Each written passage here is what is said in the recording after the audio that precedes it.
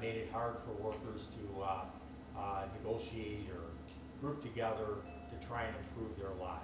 It's just a sad commentary, but even worse is the fact that on a session day to day, we're not trying to do absolutely anything about it. And this entire floor period, this entire session has been a failure, a complete failure in terms of trying to rebuild the middle class or improve our economic development. So with that having been said, I'm going to turn it over to Representative Andy Jorgensen, our caucus chair, to talk a little bit more about where we find ourselves. Thank you, Leader Barca. And you know, today is the anniversary, the birthday of right to work in our state. Today is when it got signed.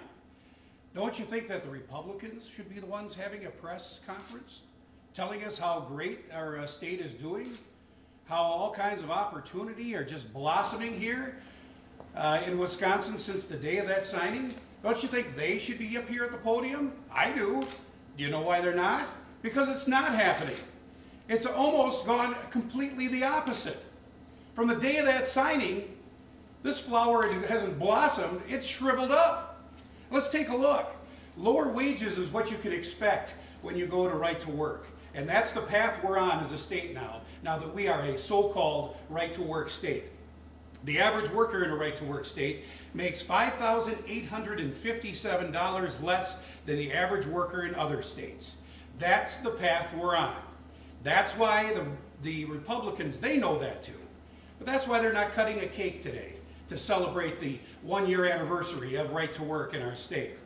The lower economic growth. This isn't just me or us saying this. These are the facts, folks, that we have lower economic growth in states that are so-called right to work. An esteemed economics professor, Marquette at University, found that this bill will take $3.89 billion a year out of the Wisconsin economy.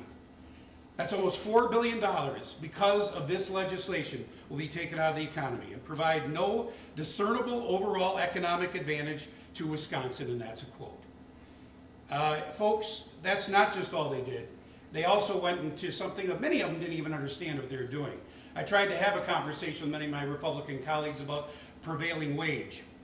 They really didn't know what was going on with that, but they did take the vote on it. And prevailing wage laws protect Wisconsin jobs by ensuring construction projects go to local firms and local workers rather than out-of-state firms that bring in low-wage workers. Repealing prevailing wage will not even fix the Republicans' ongoing budget failure. The Nonpartisan Legislative Bureau, again, don't take my word for it, they say that this measure will create little to no savings for taxpayers, because when less skilled workers take more time to complete projects or projects need repair sooner, costs will go up. Those are the facts. Wisconsin's middle class is already declining, and that hurts. It's declining more than any other state in the nation. For instance, Mississippi has got a better middle class going on right now than Wisconsin. And as a legislator of the great state of Wisconsin, that hurts. And extreme measures like the ones I've mentioned, undermining prevailing wage laws, the so-called right to work, make things even worse for our middle class and small businesses. And that is why it is so important on a day that should be a session day today, on the anniversary of the day that Governor Walker signed in right to work, where the Republicans should be up here celebrating, and they are not. This is the day we should be moving legislation that all of us together believe in and will help the middle class. That we immediately pass legislation that will grow our economy and strengthen our middle class. And to talk more about that is Representative Shankland. Thank you. Well, almost exactly a year ago, we were here to talk about our economic agenda. And Assembly Democrats stood together here at this podium and unveiled what we called our Economic Opportunity Agenda for the 2015-16 legislative session. There were 15 jobs bills for 2015. And unfortunately, while the Republicans had many opportunities to pass these bills and have the governor sign them into law, they instead spent more time helping themselves keep their jobs instead of looking at helping others across Wisconsin protect their jobs. Our 15 bills for 2015, we're bringing it up again because we think it's so important, are designed to restore economic opportunity for Wisconsin families and workers. They help create good paying jobs, they connect workers with available jobs, they increase wages, and most importantly, they rebuild Wisconsin's middle class. The bills that we put forward include initiatives that will invest in our small businesses and help them access needed capital. They would increase the state's minimum wage, expand rural broadband access, fully restore the earned income tax credit for low-income working families, and emphasize keeping jobs here rather than shipping them overseas. These are ideas that have the support of the people of Wisconsin broadly. They deserve to have bipartisan support as well. In fact, some of these proposals were even included in the governor's agenda for a special legislative session on jobs years ago. With poverty across Wisconsin hitting its highest level in 30 years during the 5-year period ending in 2014 especially, we have to work together to restore economic opportunity here in Wisconsin. We need to work on what keeps the people of Wisconsin up at night, what they're worried about. They're worried about their income. They're worried about being able to put their kids through college. They're worried about the cost of childcare. They're worried about retiring. So in addition to our economic opportunity agenda, we also introduced our Bring Back the Middle Class agenda. Again, we gave Republicans many opportunities to work with us on ideas that would truly help Wisconsin's middle class flourish and help others get into the middle class. This is about getting back to basics and focusing on the core priorities of the people of Wisconsin. When we travel across this great state, we don't hear from people asking us to make it easier for politicians to get reelected. Instead, they ask us to help them. When they work hard, they want to be able to make a good wage. When they work hard, they want to be able to afford putting their kids through college. When they work hard, they want to be able to actually afford childcare and help themselves retire with actual retirement security. So that's why we put forward a package that includes common sense ideas like allowing people with student loan debt to refinance their student loans like you already can with a mortgage or a car loan, that would strengthen retirement security, that would allow people to take time off to care for their loved ones or themselves when they fall ill, and that would allow for more affordable childcare opportunities for the hardworking people of Wisconsin. These two agendas are common sense. They are things that Republicans should have worked with Democrats on. Instead, Democrats stood alone for the people of the state while Republicans spent special sessions feathering their own nests. While this is disappointing, we need to keep in mind the 1-year anniversary of Right to Work. This is a session day. We have several session days left. We should be spending this time here in the Capitol doing the people's work and not the politicians' work. And Assembly Democrats are proud to put forward the people's agenda, both with our economic opportunity agenda and our agenda that would bring back the middle class. We will continue to call on our Republican colleagues to put their own political interests aside and do the right thing for Wisconsin's hardworking families. At this time, we're happy to take any questions you may have.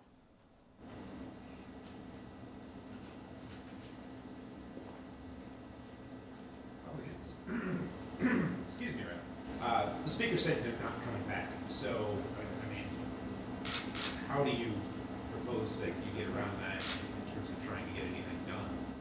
Well, it's unfortunate. I mean, you know, the speaker and all of us are on the payroll. You know, there clearly is unfinished business. You look at the statistics that we shared here today, and they should be embarrassed by those statistics. To be dead last in entrepreneurship, to now come out the last 4 years, 40th in the nation, dead last in the Midwest, layoffs up, to have poverty, the increasing 30-year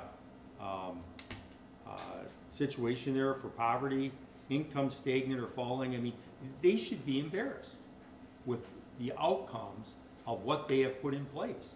And there are plenty of solutions that we've offered. Representative Shanklin just ran through the litany of bills that we brought forward, but even some of their members have brought forward some ideas that are meaningful. They don't take up their bills either. So we can't force them into session, unfortunately. That's for them to decide. But you know, as you see, the poll numbers for Republicans are at an all-time low. And I think that, not an all-time low, they're at a very low level. For the governor, I think it may be an all-time low. I'm not completely sure. But I know 2 Marquette polls ago, the Republicans in the legislature were nearly at 60% disapproval. So you would think they would want to, for their own sake, do something about that.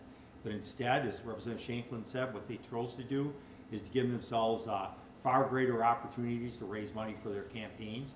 And I suspect that's what they want to spend the next 10 months doing, is going out there trying to persuade people that through the kind of ads that they run, that somehow they should vote for them. But I don't think it's going to work. I mean, as I get around the state, I've been to every corner of this state, people have finally caught on to what this agenda is all about.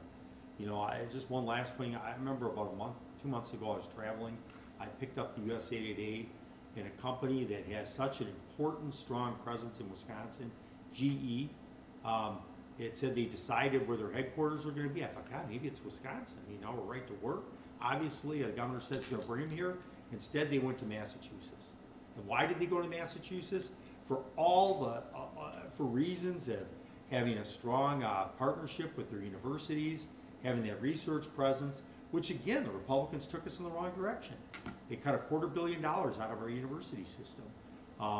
You know, in a 21st century knowledge-based economy, that's a prescription for problems. So you're right, we can't force them to be here. All we can do is continue to offer ideas, continue to suggest what the people would like to see us do, and ask them to be responsible. But that's up to them.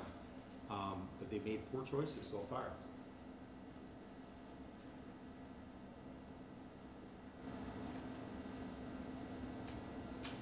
Any other questions for any of our members? Representative Hebel, Representative Onstead, Representative Myers here, which we're very pleased to have them join us. If not, thank you very much. Thank you. Thanks, everybody.